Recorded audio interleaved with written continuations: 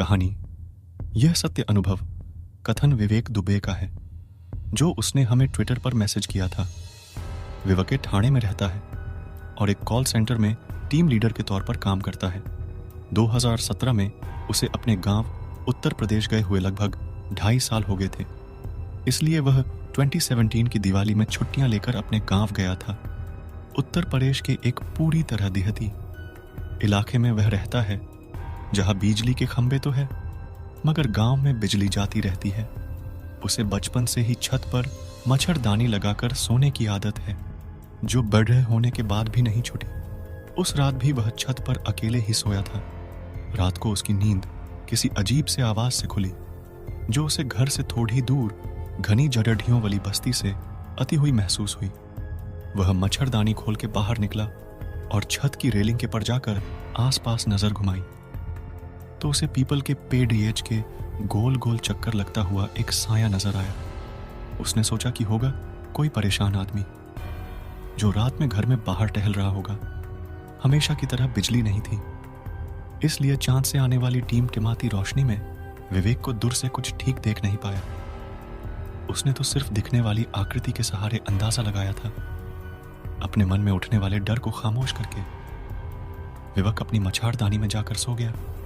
पर कुछ ही मिनटों में उसकी नींदम फिर से उसी अजीब आवाज से खुली, पर इस बार वह आवाज दूर से नहीं, कहीं नजदीक से आ रही थी।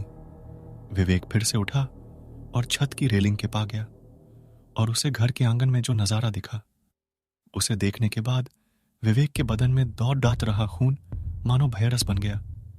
उसके कान ठंडे होकर सुन्न हो गए, क्योंकि वहां एक 6 फुट का लंबा डरावना साया खड़ रहा था, जो छत पर आने वाली सीढ़ियों की तरफ देख रहा था।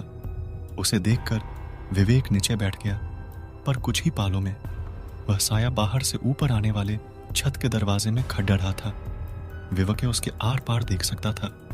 वह साया धीरे धीरे विवेक की तरफ बारेच रहता।